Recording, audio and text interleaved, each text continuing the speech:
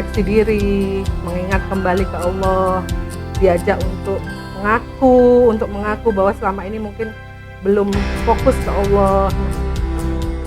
Assalamualaikum warahmatullahi wabarakatuh. Selamat datang di podcast Kata Kita.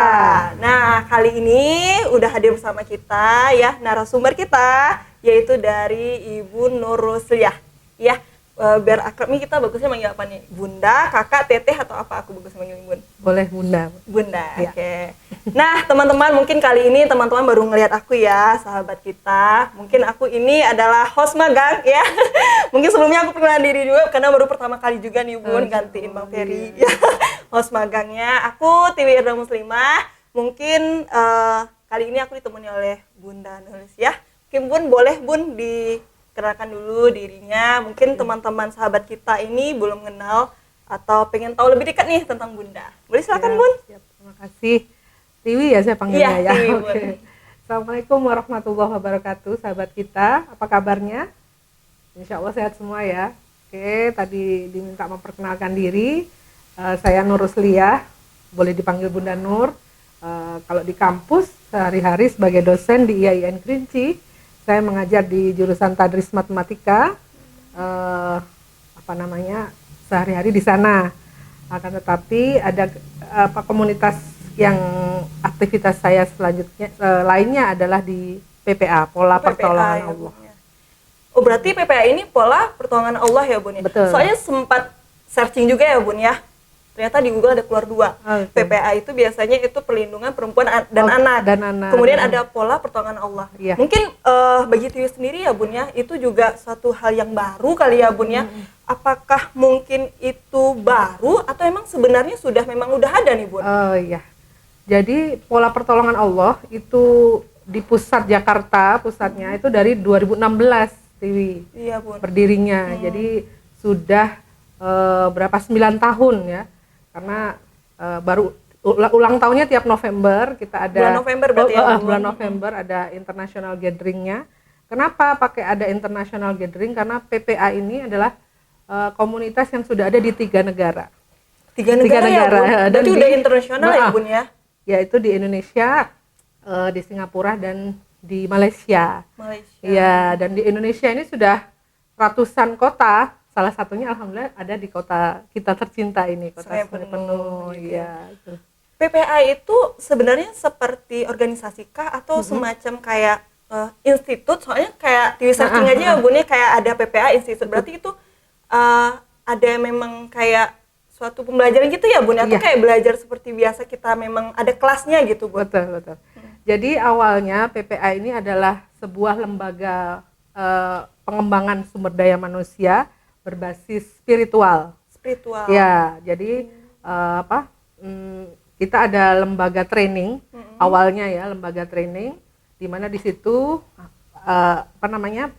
pesertanya itu diajak untuk merefleksi diri, mengingat kembali ke Allah, diajak untuk mengaku bahwa selama ini mungkin belum fokus ke Allah. Nah, itu diajak kembali, ayo balik ke Allah. Gitu. Karena di PPA ini itu tadi Pola Pertolongan Allah ya.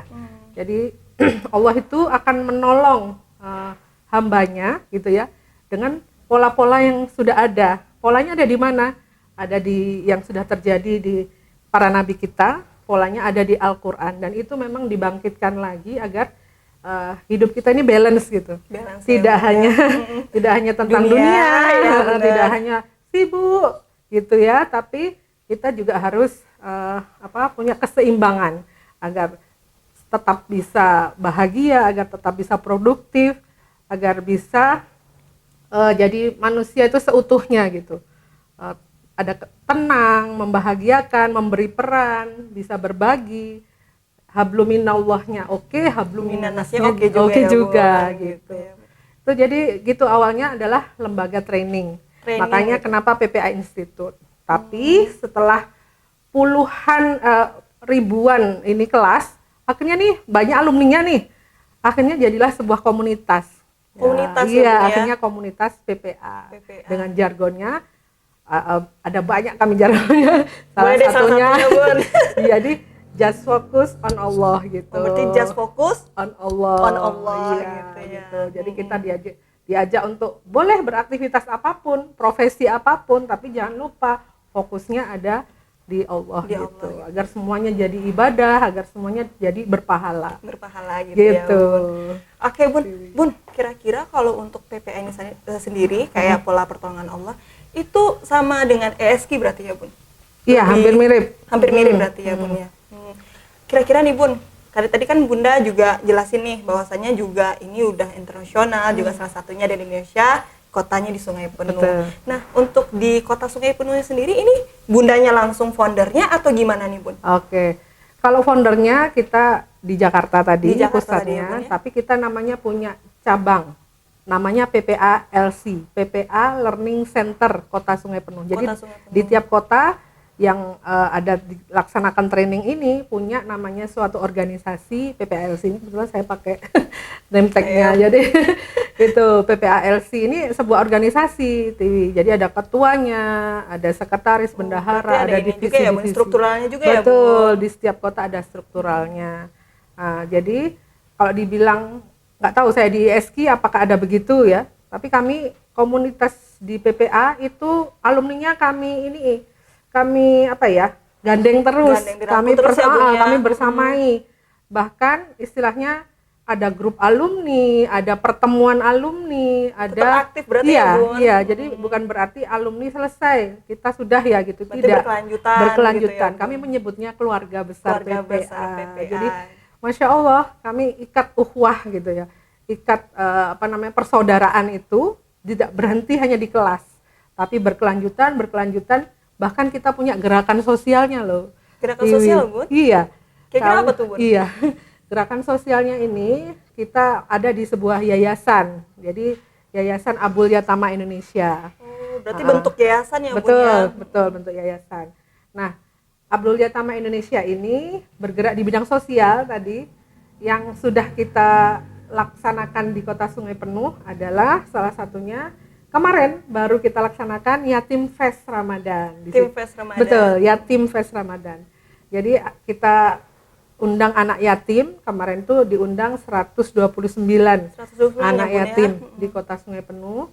Kita bahagiakan, kita kasih hiburan, kita kasih games, tausiah, dongeng, ditutup dengan buka bersama dan pembagian santunan dan goodie bag gitu. Di situ salah satunya adalah satunya itu Yatim ya, Bun. Fest. Ada lagi warung berkah tiap Warung Jumat. berkah, Bun? Tiap Tiap gitu. Jumat. Letaknya di depan Lapangan Merdeka. Nah, itu kita sebenarnya tujuannya adalah membagi makanan. Secara gratis berarti, Iya, Bun? harusnya gratis, tapi biar yang datang tuh nggak gengsi, cukup sedekah 2.000. Oh, mungkin hampir sama dengan kantin kejujuran kali ya, Bun? Iya, ya? iya, boleh makan. Kami siapkan prasmanan, yang datang masukkan ke dalam kotak itu 2.000 misalnya. Bun, saya nggak punya uang. Nggak apa-apa, makan aja. Sebenarnya karena konsepnya adalah sebenarnya berbagi makan siang tiap hari Jumat. Tiap hari Jumat. Berarti Ya. selain itu kegiatannya khusus di bulan Ramadan tadi ada juga ya, Bun, Yatim Fest tadi, Fest Ramadan, sama yang kalau memang yang setiap hari Jumat itu berarti di luar Ramadan Di memang luar Ramadan. ada ya, Bun ya? Ada. Kira-kira di mana tuh, Bun, tepatnya kok di Lapangan Merdeka, Bun? Oke. Mungkin sahabat kita juga pengen mampir gitu boleh, ya, Bun boleh. ya? Nanti setelah Ramadan ini mampir ya, kita setiap hari Jumat mulai jam 10 sampai jam 3 sore itu standby di situ, namanya Warung Berkah. Makan dengan kenyang cukup 2.000 saja. 2.000 aja. Itu di pendopo Lapangan Merdeka, depan Gedung Nasional. Depan Gedung Nasional. Iya. Nah, nih bagi sahabat kita jangan lupa nanti setelah Ramadan hadir di warung apa, Bun? Warung Berkah. Warung Berkah ya, jam berapa, Bun? Jam 10 sampai jam 3 sore. Jam 3 sore. Cukup cuma bayar 2.000 2.000 saja di depan Gedung Nasional. Iya. Oke. Mudah-mudahan nanti sahabat kita juga bisa mampir ya, Bun ya. Semakin mampir, banyak sedekah dan semoga bermanfaat ya, Bun ya. Insya Allah. Oke, Bun. Karena kita ini di bulan puasa ya, Bun ya. Betul. Terkadang memang mungkin momen-momen untuk beribadah itu lebih penuh ya, Bun ya. Dengan konsep tadi ada pola pertolongan Allah gitu ya, Bun ya. Memang mungkin dari kita sebagai manusia mungkin ya, Bun ya, itu ada rasa yang kurang puas mungkin ya, Bun. Mungkin terhadap Tiwi sendiri juga seperti itu ya, Bun ya. Kadang kita kayak ngerasa ngelihat, ketika teman kita lebih sukses atau mungkin kenapa ya jalannya begitu mudah atau mulusnya ya Bun ya.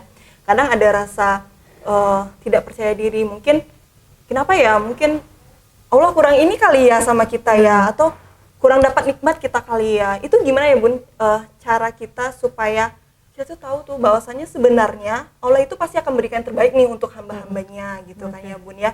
Mungkin ada beberapa kenikmatan yang mungkin kita nggak sadar gitu ya Bun. Kira-kira kalau di dalam PPA tersebut itu ada di ini nggak Bun? Kayak trainingnya gitu, ada jelasnya nggak seperti itu Bun? Iya. Karena kan juga banyak pertanyaan nih Bun, mungkin dari teman-teman kita juga banyak pertanyaan seperti itu tuh Bun gitu. Iya. Jadi gini, di PPA kita belajar ya, jika kita punya keinginan, tadi punya cita-cita, punya masalah ya, nah ini kita diajarin, kita ditanyain dulu, kira-kira kalau ada keinginan tapi belum tercapai, ada masalah, Allah hadirkan masalah, kira-kira itu azab atau ujian? Kita ditanyain itu. Iya, ditanyain. Wah, yang nggak pede bilang, mungkin saya diazab ya Allah, banyak dosanya. Tapi ada yang juga yang overconfidence, itu ujian buat saya gitu. Iya. Nah, padahal bukan begitu, sahabat kita. Allah datangkan masalah, Allah hadirkan keinginan yang belum tercapai, sebenarnya itu adalah tanda cinta dari Allah. Tanda cinta ya Bun ya. Tanda cinta. Allah itu cinta sama hambanya. Ketika dikasih masalah, bukan berarti kenapa saya ya Allah, kenapa saya, why me ya Allah, why me gitu. Allah bilang, why not gitu. Why not, kenapa bukan kamu, ya? Kamu kan hamba saya gitu.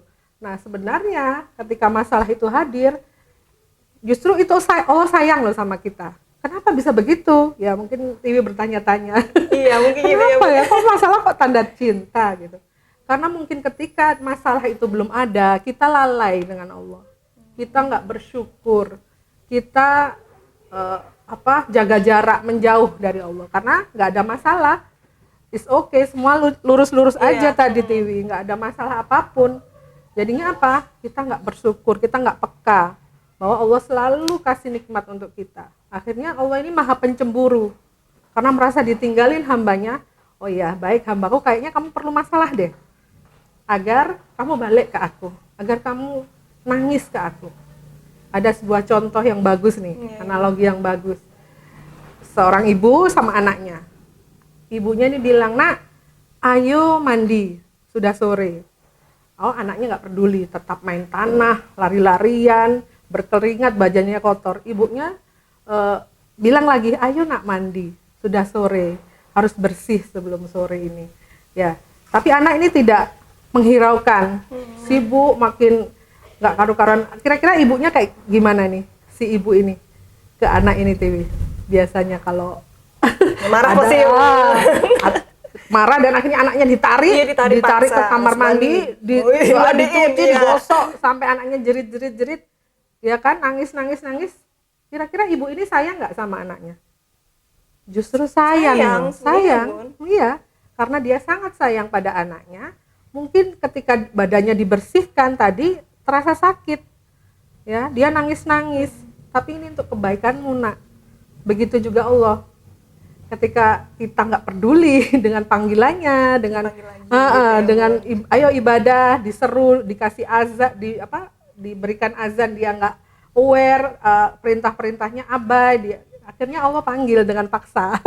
Dikasihlah masalah, biar apa? Bersih, biar walaupun mungkin sakit ya, dikasih masalah kan nggak enak nih, sakit, sama kayak anak kecil yang dimandiin ibunya, mungkin disikat kakinya karena kotor banget, ya kan, sakit, nangis, sama, diberi masalah itu agar kita bersih, agar kita nangis, iya gitu, minta tolong ya Allah, minta tolong, ini sudah nggak kuat lagi. Makanya bendera putihnya dikibarkan biar nggak selalu sibuk dengan dunia, tapi kembali ke Allah. Ingat lagi bahwa masalah yang Allah kasih, keinginan yang belum tercapai itu sebenarnya tanda cintanya Allah. Justru bukan tanda marah ya Bun ya. Bukan.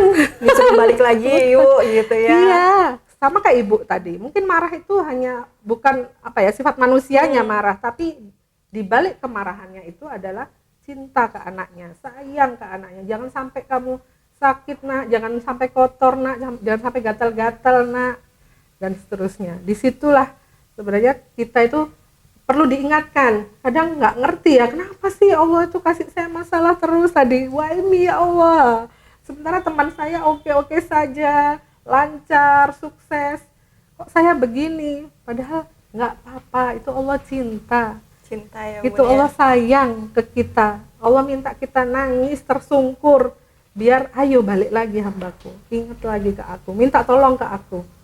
Makanya Allah kan selalu ngasih tahu ya, wahai Muhammad, sampaikan kepada umatmu bahwa aku itu dekat sebenarnya. Makanya just focus on Allah. Di sini di sekitar urat leher kita. Nah itu gimana sih Bun cara Dekat. kita tuh tahu, nah bahasanya itu tuh tanda cinta ya Allah untuk kita gitu Bun. Mungkin teman-teman yang lain kan pasti kita sebagai manusia mikir itu marah kali ya atau gimana ya. Nah untuk kita tahu supaya itu adalah salah satu tanda bahwa Allah tuh cinta kepada kita, itu gimana cara kita mengetahuinya Bun? Oke, cara kita mengetahuinya adalah begini teman sahabat kita. Apa yang kita rasakan, yang Allah kasih ya, itu sebenarnya sudah tertulis ya di Lauhul Mahfuz, sudah ada semuanya. Nah kita ketika dapat masalah, dapat ujian ya, kita sebenarnya adalah mengetahuinya adalah dengan ketika kita dapat masalah, apakah kita menjadi baik. Allah itu pengen kita naik level dengan masalah yang Allah kasih ya, Allah menaikkan derajat kita. Nah disitulah cinta itu ada, karena setelah kita dapat masalah, apakah kita masih berada di level itu, apakah mau berubah atau tidak. Nah di situ sebenarnya ketika kita bisa berubah menjadi yang lebih baik dengan adanya masalah itu, ibadah jadi lebih on time, lebih khusyuk, lebih sering berbagi, menyadari bahwa ini semua kuasanya Allah gitu ya. Berarti menjadi pribadi yang lebih baik itu adalah sebuah tanda cinta. Itu adalah sebuah mungkin yang dikasih gitu ya, Bun, ya?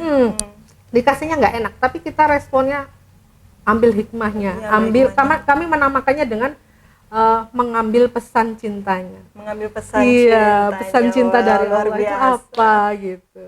Bun, nah selama untuk menjalankan PPA nih Bun, terutama di Kota Sungai Penuh ya Bun, dengan yang Bunda jelaskan tadi, itu kan suatu pembelajaran yang memang bermanfaat bagi kita semua gitu ya Bun.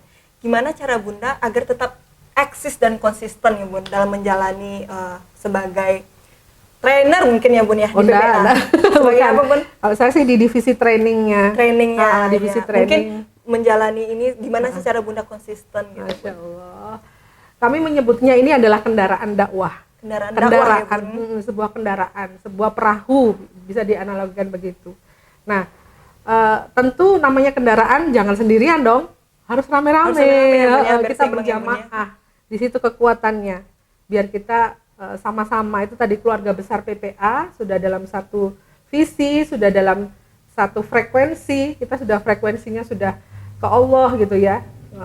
Visinya juga visi akhirat. Sehingga ayo kita sama-sama, ini tujuannya adalah saling menguatkan, gandengan tangan, dan kemudian mempraktekkan ilmu yang sudah didapat di kelas PPA gitu. Praktek dong, jangan preketek. Biar bisa berbagi lebih banyak lagi tentunya ya, Bun, ya. Iya betul. Nah, Jadi akhirnya disitulah saya merasa kuat di sini, saya merasa bahagia di komunitas PPA itu karena ukhuwahnya, karena masya Allah dapat keluarga baru, dapat ilmu gitu baru, ya, Bun. praktek lagi, walaupun babak belur. Kalau dibilang capek enggak Bun? Capek loh. Capek ya Bun ya. babak belur, naik turun, iya itu manusiawi banget. Tapi di situ akhirnya kita punya balancing, ya Allah, capek ini, babak belur ini tujuannya ke Engkau ya Allah, nggak boleh capek, istirahat sebentar, action lagi. Jadi kami siklusnya begitu, Piwi, bikin kelas itu untuk menguatkan ruhiyahnya ya, menguatkan keilmuannya, diisi dulu, dan akhirnya kami memelihara komunitas itu atau maintenance itu teman-teman, dan bergerak di bidang sosial untuk lebih more impact, lebih agar lebih banyak yang bisa merasakan gitu. Ini kegiatan spiritual sosial yang insya Allah kasih, Allah nilai, Allah lihat kita gitu. Iya, berarti ya. Kami menyebutnya dengan merayu Allah. Gimana Merayu caranya? Allah. Ya Allah, kami ini banyak masalah loh, banyak hutangnya loh. anak-anak kami ya Allah, kadang ada yang nakal, suami kami ya Allah. Semua persoalan itu Allah hadirkan, memang ya itu tadi, kita itu ayo rayu Allah biar Allah tolong kita. Gitu. Luar biasa sekali Bun. Bun, untuk udah sesi akhir kita nih Bun. Masya Allah. Nggak terasa ya? Iya nggak terasa Bun, karena asik kan Bun. Tiwi pun kayak ternyata asik ya PPA ini ya, karena juga itu suatu yang baru tahu gitu loh Bun, baru muncul gitu, baru tahu PPA itu adalah pola pertolongan Allah yang sebenarnya itu ada loh gitu untuk kita gitu. Dan kita bisa belajar di sana. Nah, supaya sahabat kita nih juga tahu nih Bun. Nah, kira-kira Bunda ada yang ingin disampaikan kepada sahabat kita, bagaimana supaya kita dapat kenikmatan Allah tadi mungkin dengan pola pertolongan Allah itu. Mungkin boleh Bun? Iya. Baik sahabat kita, jadi itu tadi ya yang ingin sebagai closing statement mungkin sekalian, bahwasanya hidup kita di dunia itu sebentar, nggak lama, seperti orang yang sedang perjalanan. Kita mesti paham kita ini siapa, kita dari mana, dan kita mau kemana, dan ujung-ujungnya dari kita semua kan bakalan Allah panggil pulang. Iya. Nah, jangan pernah dalam hidup yang sebentar ini kita isi dengan selain cinta Allah, selain menebar cinta. Karena waktu kita terbatas, sahabat kita, waktu kita nggak lama di dunia ini, maka isi dengan kegiatan-kegiatan yang positif, kegiatan-kegiatan yang membangun, kegiatan-kegiatan yang memberikan kontribusi kepada sebanyak-banyaknya umat. Insya Allah, just focus on Allah. Sekali lagi mungkin boleh ya. Sekali lagi Bun. Oke. Slogan ya Bun? Slogannya. Iya, slogan dari berarti PPA gitu ya Bun ya. PPA just apa Bun? Just focus. Oh, just focus on Allah. Oke. Ulang ya. Oke. Bun.